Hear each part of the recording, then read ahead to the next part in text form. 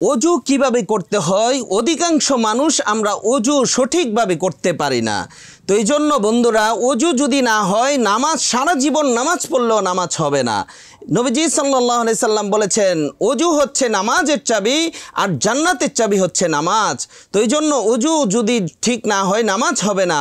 কিভাবে অজু করতে হয় আজকে সঠিক নিয়ম আপনাদেরকে আমি দেখাবো। এবং অজুর শুরুতে বিসমিল্লাহ পড়তে হয়।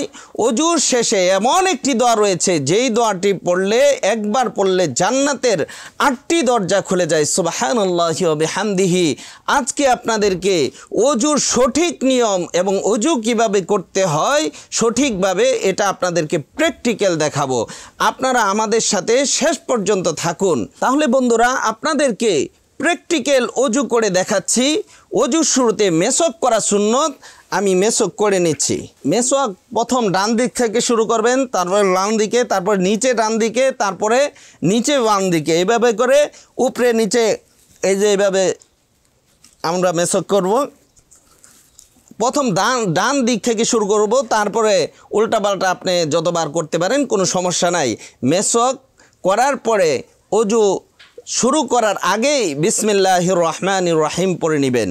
বিসমিল্লাহির রহমানির রহিম পড়ে অজু শুরু করতে হবে। আমি মেসওয়াক করে নিলাম, তারপরে বিসমিল্লাহির রহমানির রহিম। পানি খুব বেশি অপচয় করা যাবে না। এভাবে 2 হাত কবজি পর্যন্ত ধৌত করতে হবে বিসমিল্লাহির রহমানির রহিম বলে। হ্যাঁ, মেসওয়াক করার পর কুলি করে নেবেন, তারপরে 2 হাতের কবজি পর্যন্ত ধৌত করবেন। পানি এভাবে নেবেন হাতের মধ্যে, ডান হাতের মধ্যে, বাম হাতের কবজির মধ্যে দিয়ে এভাবে কবজি ধৌত করবেন। এবং ডান হাত বাম খিলাল করতে হবে আঙ্গুলের ভিতর ঢুকায়া। বাম হাত ডান হাতের ভিতর এভাবে ঢুকায়া খিলাল করতে হবে, যাতে প্রত্যেকটা আঙ্গুলের কোনায় কোনায় পানি ঢুকে যায়, যাতে কোনো জায়গায় শুষ্ক না থাকে। কারণ এই কবজি পর্যন্ত আপনি সুন্দরভাবে ধৌত করলে কোনো জায়গায় শুষ্ক থাকার কোনো সম্ভাবনা নাই। এভাবে খিলাল করবেন। প্রত্যেকটা আঙ্গুলের চেপায় চেপায় যদি খিলাল করতে পারেন ভালোভাবে, কোনো শুষ্ক থাকবে না কোনো জায়গায়, এবং এটা হাতের মেসেজও হয়ে যাবে।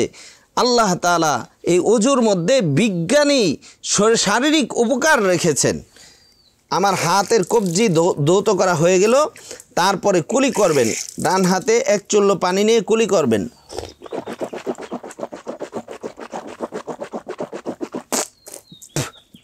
প্রিয় বন্ধুরা, আমি 1 চুল্লো পানি নিয়ে মুখের মধ্যে দিয়েছি এবং পানিটা নড়াচড়া করেছি। এটাই বুখারী এবং হাদিসের মধ্যে আসছে, কুলি করার সময় মুখের মধ্যে পানি নিয়ে নাড়াচাড়া করতে হবে। অনেক সময় আমরা যেটা করি, পানি মানে নাড়াচাড়া করি না, এমনিই ফেলে দেই। এটা কিন্তু অজুর সঠিক নিয়ম না। অজুর সঠিক নিয়ম হচ্ছে পানি এভাবে মুখে নেবেন,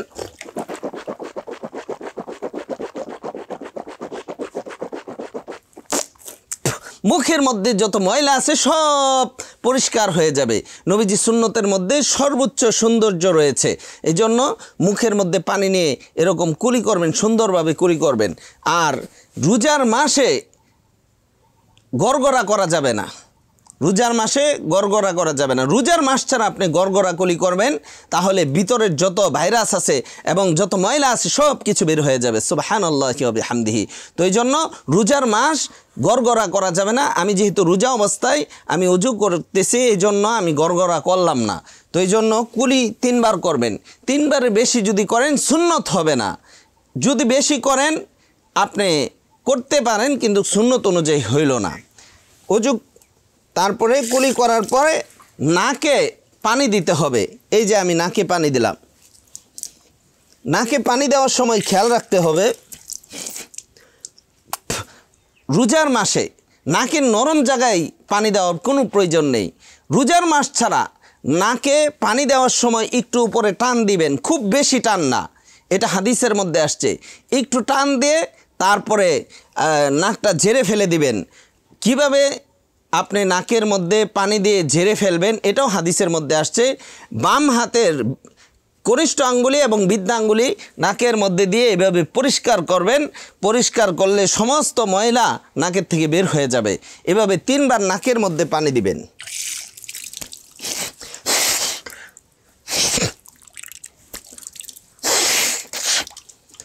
নাকের কোনো ময়লাই থাকবে না। সুবহানাল্লাহি ওয়া বিহামদিহি। ওযু করার মাধ্যমে শরীরের মধ্যে এবং যেই সমস্ত জায়গায় ভাইরাস থাকে সেই সমস্ত ভাইরাস সুন্নত তরিকায় যদি কেউ করতে পারে তাহলে শরীরের মধ্যে কোনো রোগ বিমারি থাকবে না। সুবহানাল্লাহি ওয়া বিহামদিহি। নাকে কিভাবে পানি দিতে হয় দেখাইলাম আপনাদেরকে। এবং রোজার মধ্যে নাকে পানিটা উপরের দিকে টান দিবেন না, রোজা ছাড়া আপনি পানি হালকা একটু টান দিবেন, বেশি টান দিলে তো মাথায় উঠে যাবে। তো এই জন্য নাকে এভাবে 3 বার পানি দিবেন এবং নাক ঝেড়ে ফেলে দিবেন, ইন্তিশার করবেন। তো এই জন্য আমরা নাকে কিভাবে পানি দিতে হয় এটা আপনাদেরকে দেখালাম। তারপরে মুখমণ্ডল ধৌত করবেন। মুখমণ্ডল 2 হাতে এইভাবে পানি নেবেন,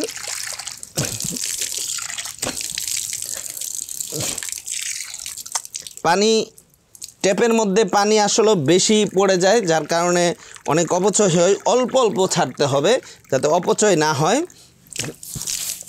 এভাবে একবার পানি দেওয়ার পর পুরা মুখটা মাসেহ করতে হবে। এভাবে ভালো করে মাসেহ করবেন। আমরা তো ঠাস পানি মারি, যার কারণে 10 বার দিলেও আমাদের মুখ ভিজে না। এই জন্য একবার নবীজির সুন্নত অনুযায়ী ওযু করলে বেশি পানির প্রয়োজন হয় না। একবার মুখের মধ্যে পানি মেরে এইভাবে একবারে চুলের গোড়ার থেকে কানের লতি পর্যন্ত একবারে দাড়ি পুরাটা এইভাবে ম্যাসাজ করবেন ভালো করে। একবার পানি দেওয়ার পরে ম্যাসাজ করলে দ্বিতীয়বার পানি দিলে ভিজে যাবে। তো এই জন্য এইভাবে আমরা ভালো করে ম্যাসাজ করে দিব। পানি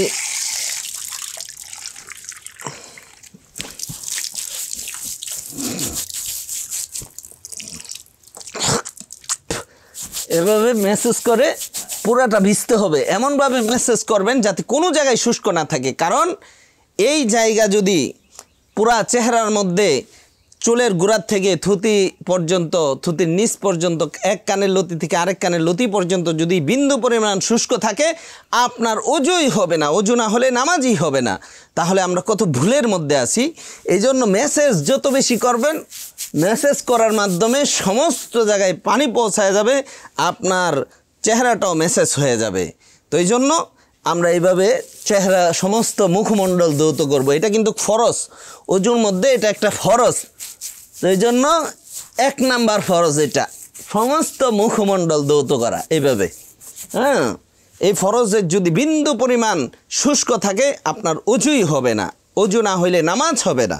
তারপরে আমরা ডান হাত কোনোই সহ ধৌত করবো। এই যে এভাবে দেখেন, একবার একটু পানি নিয়ে এই যে বাম হাতের মধ্যে 1 চুল পানি নিয়ে এইভাবে দেওয়ার পর ভালো করে ম্যাসাজ করব। এই যে দেখেন এইভাবে ম্যাসাজ করেন, একবার ম্যাসাজ করেন আপনার পুরা হাতটা, আল্লাহু আকবার, এই ওযুর মধ্যে শরীরের ম্যাসাজ হয়ে যাচ্ছে। দেখেন ভালো করে ম্যাসাজ করেন। এরপরে আপনি দ্বিতীয়বার পানি দেন। হ্যাঁ, দ্বিতীয়বার পানি দেন। হ্যাঁ, বাস হয়ে গেছে। এই হাতের কবজি কোনোই সহ ধৌত করা এটা কিন্তু একটা ফরজ, এটা ফরজ। এই জায়গার মধ্যে যদি বিন্দু পরিমাণ শুষ্ক থাকে তাহলে আপনার ওযু হবে না। এই গেল 2 নাম্বার ফরজ। এই ফরজ 4টি ফরজ রয়েছে। এই ফরজ যদি কমতি থাকে তাহলে আপনার ওযুই হবে না, বাতিল হয়ে যাবে। তো এই জন্য এই যে আমি দ্বিতীয় হাতটাও ম্যাসাজ করে 3 বার ধৌত করে নিলাম। এই যে হয়ে গেল। তারপরে আমি মাথা মাসেহ করব। মাথা মাসেহ করার সময় যে ভুলটা আমাদের হয়, অথচ এটা একটা ফরজ, 3 নাম্বার ফরজ, এই ভুলটা আমরা সকলেই করি। এই ফরজটা আমাদের সবচেয়ে বেশি ভুল হয়। এর চেয়ে ভুল ওযুর মধ্যে আর কোনো কিছু হয় না। এই মাথা মাসেহ করা, 4 ভাগের 1 ভাগ মাসেহ করা, এটা ফরজ, সুন্নত না, ওয়াজিব না। এই যে দেখেন মাসেহ করতে হবে প্রথম এই যে এই অংশ দিয়া, আঙ্গুলের অংশ দিয়া মাসেহ করতে হবে। এই যে মাসেহ করে দিলাম। তারপরে আপনি বাকি যে অংশ হাতের তালু এটা দিয়ে পিছন থেকে নিয়ে আসবেন। এটা দিয়ে মাসেহ করলাম সামনের বাঁক এইভাবে। তারপরে যে অংশটা রয়ে গেছে হাতের তালু এটা পিছন দিক থেকে এইভাবে মাসেহ করব। অনেকেই বলে গর্দান মাসেহ করা এটা মুস্তাহাব, এটা কিন্তু সুন্নত না, ওয়াজিব না। গর্দান মাসেহ করতে পারেন, এটা নিয়ে ইখতিলাফ আছে। গর্দান মাসেহ করলে অনেক উপকার আপনি করবেন।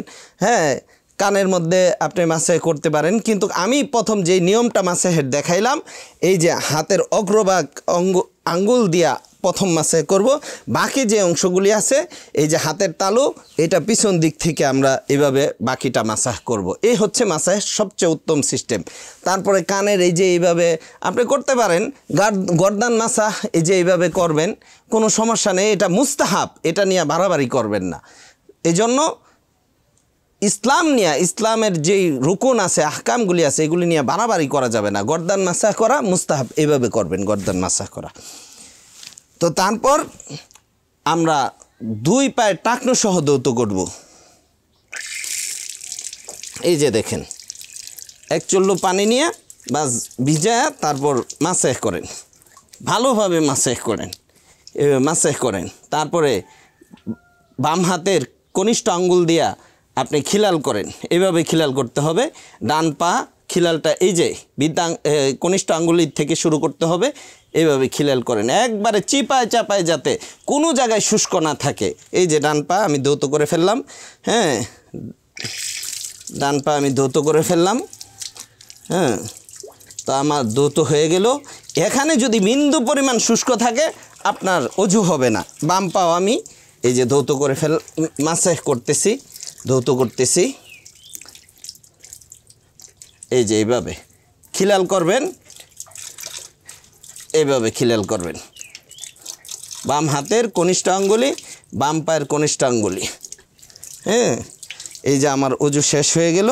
প্রিয় বন্ধুরা, অজুর শেষে সবচেয়ে বরকতপূর্ণ ফজিলতপূর্ণ একটি দোয়া রয়েছে। এই দোয়াটি যদি একবার পড়তে পারেন জান্নাতের 8টি দরজা খুলে যাবে।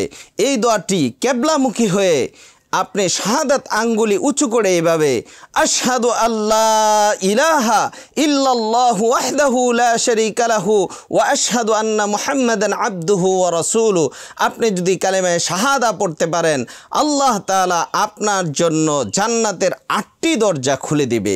সুবহানাল্লাহি ওয়া বিহামদিহি। প্রিয় বন্ধুরা, আপনাদেরকে প্র্যাকটিক্যাল অজু করে দেখাইলাম। দেখাইতে যা আমার একটু সময় লেগেছে, কিন্তু শুষ্ক যেন না হয়। কোনো প্রথম অঙ্গ যেটা আমি ভিজিয়েছি, অজু করতেছি, এত লেট করা যাবে না, যাতে শেষ পর্যন্ত আমি অজু করতে যায় প্রথম অঙ্গগুলি আমার শুষ্ক হয়ে যায়, এটা যেন না হয়, ভিজায় রাখতে হবে, অথবা শুষ্ক যেন না হয় এই খেয়াল রাখতে হবে। অজু অনেক দেরি করা যাবে না। আমি তো দেখানোর ক্ষেত্রে আপনাদেরকে একটু সময় নিয়েছি। প্রিয় বন্ধুরা, আমরা এভাবে যদি অজু করতে পারি তাহলে আল্লাহ তাআলা আমাদের অজুকে কবুল করবেন। আর অজু হচ্ছে নামাজের চাবি, নামাজ হচ্ছে জান্নাতের চাবি হচ্ছে নামাজ, নামাজের চাবি হচ্ছে অজু, জান্নাতের চাবি হচ্ছে নামাজ, নামাজের চাবি হচ্ছে অজু। তাহলে অজু যদি না হয় নামাজ হবে না। প্রিয় বন্ধুরা, এই জন্য আপনাদেরকে প্র্যাকটিক্যাল আমি সুন্দরভাবে সহি নিয়মে আপনাদেরকে অজুর প্র্যাকটিক্যাল আমি দেখাইলাম। আল্লাহ তাআলা যেন আমাদেরকে আমল করার তৌফিক দান করেন। ওয়া মা তাওফিকি ইল্লা বিল্লাহ। আসসালামু আলাইকুম ওয়া রাহমাতুল্লাহ।